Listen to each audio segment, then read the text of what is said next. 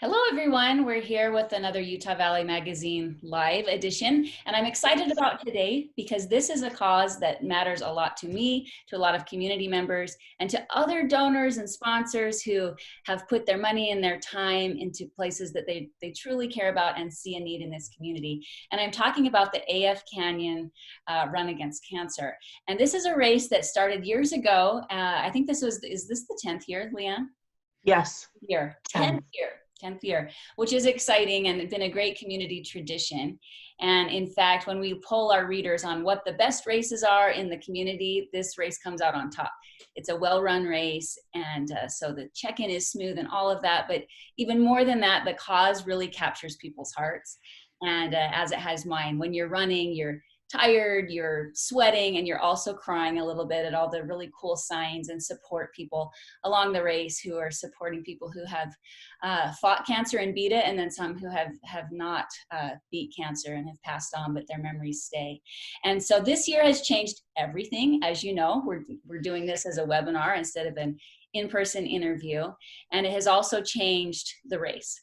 But to celebrate what the race has been in the past and the excitement and the momentum, we're going to show you just kind of a teaser of a video that the race has produced to show you what it generally looks like. So we'll give you just a few seconds of this race video to see what.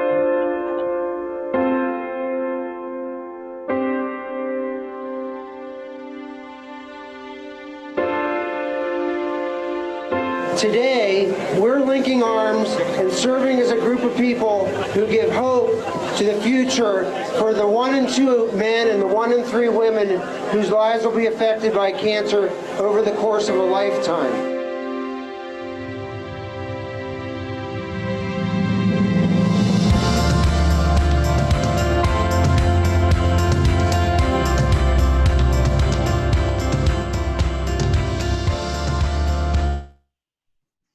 Right, now you're going to want to watch the rest of that video, so we'll link to that web address in the comments below where we post this.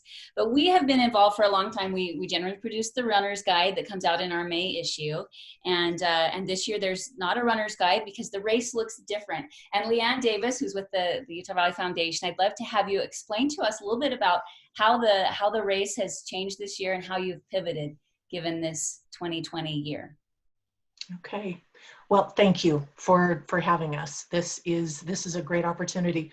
This race is one of the privileges of my professional life to be able to work with and to work with the donors with this because the cause is so compelling. I think cancer affects everyone. I've never met a human being who says, you know what? I don't know anybody who has cancer. Doesn't matter to me. You know, it doesn't touch my life.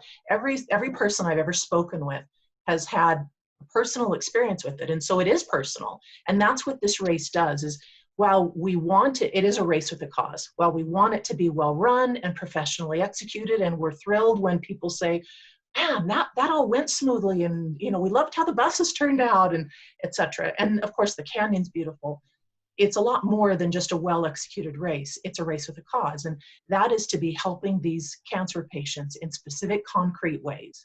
Wigs, prosthetics, mastectomy bras, gas cards, grocery cards, even help with their medical bills if they qualify for that financially. And that's pretty incredible, helping people pay for their medical bills. It is really incredible. I love the way your donations go right to the people who are affected. Exactly. And the whole event has become a real emotional support to people in the community. You know, it's incredible. Families will plan their reunions around this. They make their own T-shirts. I mean, it's quite moving to see, you know, 2-year-olds and 92-year-olds all with the same, you know, picture of the family member that I've either lost and they're remembering, or the family member who's fighting right now and is there. And throughout the whole race, people have, we provide small cancer ribbons in different colors that denote what type of cancer they are specifically dealing with. And so it becomes a real conversation starter. Some people have 8 or 10 different ribbons on their bib. And you know, it starts conversation. Somebody can ask, also, cancer patients, or those who have either fought it and beat it or are currently being treated, have a specially colored bib. So everybody knows who they are.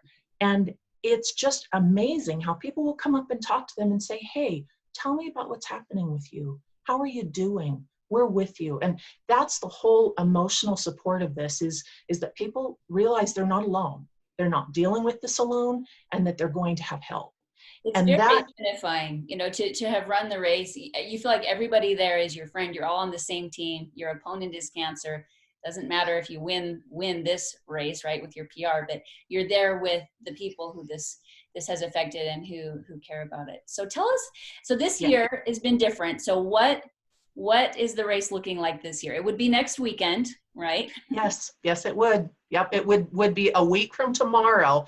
Yeah, I'd be getting up at 2 a.m. to be heading up there. And while that isn't ever fun when the alarm goes off, it's worth it for the rest of the day because it's just so incredible.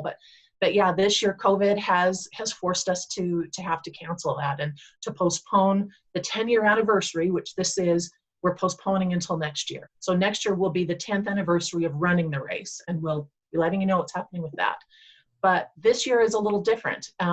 Wouldn't it be nice if pandemics changed, all the other problems that are happening in the world, but they don't, of course. And cancer is still a reality in a lot of people's lives. People are, patients are dealing with it, and they still need help, often as much or more than they have before. And so that's what, in the midst of the bad news of having to cancel the race, of being there in person, and and what we're all dealing with the pandemic craziness, there's been an incredible story coming out, is that some of our race donors, or some of our race sponsors who have been supporting the race for years, still have chosen to give to cancer services directly.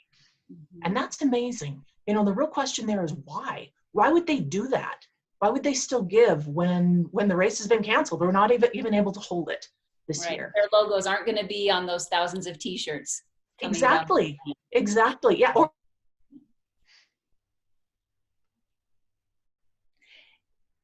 Right. So it's a different kind of a year. And that's what I'm excited about talking to, like you said, a couple of our sponsors today who have graciously decided to continue to donate to the cause. You said yes, to be giving directly to those cancer patients. And as you and I talked about it, you said, this is a story we should share. And so that's what we're doing today, is letting them tell you a little in their own words about why they're still doing this.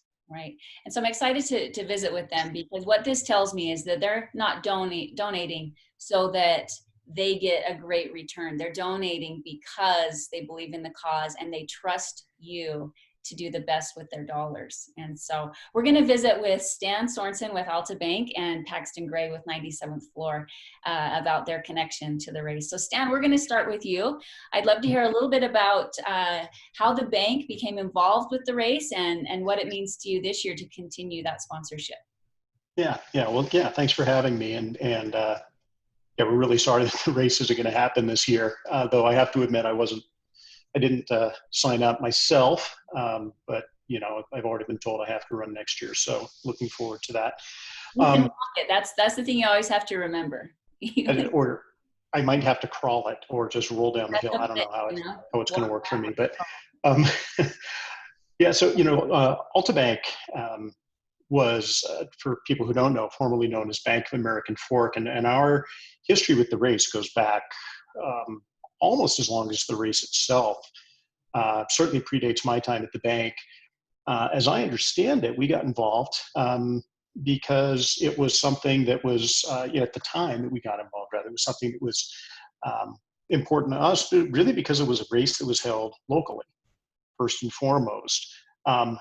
Didn't take us long to realize that, it almost doesn't matter where the race was run. It's really the purpose of the race that matters.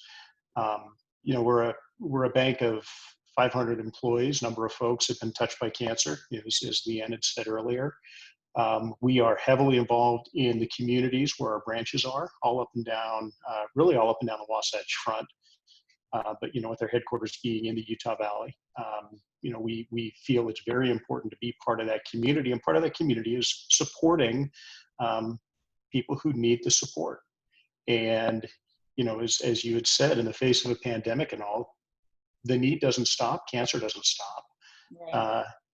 And in fact, those, a lot of those cancer patients, now are kind of getting hit with the double whammy, right, of having to deal with their disease and being put at risk of contracting coronavirus and, everything that might do to their treatments. Mm-hmm. Right. So when you found out that the race was not going to be happening in the traditional way, what was the bank's immediate thought? Did you pause for a minute and say, what should we do? Or were you like, we're committed to this cause, we're in?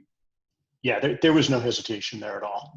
We found out the race wasn't going to be run. And I remember, remember my team came and told me that. And I said, well, we're, fine, we're still going to give the money. I mean, it's still, that doesn't change the need. Yeah, we don't get the cool T-shirts, and but I mean, we do this for more than just the name recognition, right? It's not a marketing event, right? It's an event that is geared towards helping people, Mm-hmm. and that's the business that we're in. Right. Well, I love that you see that. And another fellow company that feels similarly to you is 97th Floor, which we've written about in Utah Valley Magazine and Business Q a number of times. And I've always admired the leadership 97th Floor has shown in our community for really being philanthropic, being good to their employees, but being good to the community as well. And Paxton Gray, new title, last couple weeks. Congratulations, the new CEO, right? Thank you. Yes. Yep. Yeah, congratulations on that. And tell us a little bit about your association with the race. Yeah, this would have been, I believe, our fifth race sponsoring. And it's ever since we learned about it, it's just been an obvious fit with our company. Obviously, we have everybody here, as you had mentioned earlier, is connected to somebody with cancer. I mean, we have some people who have dealt with that themselves. Spouses, loved ones. My wife's sister has just gone through a huge, battle with breast cancer. She's only 30, 2 little kids, and so it means a lot to us. And as I said before, it's not about marketing. It's about helping people, because at the end of the day, that's what business is for. Too often we get caught up in the profit, and that obviously has to be there, and it makes sense, and that's why business exists. But the fact is that it's there to help people. Businesses are made of people, and so building that connection and helping others understand the experiences of other people is just so important to us. And charity is one of our guideposts as a company. So we donate 1% of all of our revenue every year to nonprofit organizations to help build and support the community. So, and this is one of our favorite groups to work with. Every year is just such a great event. I will say I was not prepared physically for the race, so there's that small benefit. But every year it's just an emotional experience. Yeah, I have to admit my training trailed off when I knew there was. Yeah. But I remember, was it last year, maybe the year before, I loved the 97th Floor tent with the smoothies and just with the celebratory feeling. And I know that the cancer has touched many of the 97th Floor executives' families. And yes. And I love that you have that 1% initiative of we're going to give. And I have to say, one of the things I've noticed in writing about businesses for so long is that I feel like the businesses that give, that see a bigger picture, are the ones that succeed. When they have the right perspective, and it's not just about every little profit margin, but it's about how can we make the world a better place. They're the ones that have that open heart, open mind, and they seem to have abundance coming back to them. And I see that with 97th Floor. Yeah, it's been true. And I've admired Chris, Bennett, and Wayne Slight, the people who really just grown 97th Floor over the past 15 years. And that's something I plan on continuing to practice here at 97th Floor. Well, that is awesome. Well, thank you to both Altabank and 97th Floor for continuing your generosity to the race. and to supporting those people. Like Stan said, we don't want that double, triple whammy, right? To have these people have less funding and less support, emotional and financial. So thank you for being part of the solution. Now, LeeAnn, there are ways that other people could contribute, right? Do you want to remind them of the website that they could go to if they want to donate?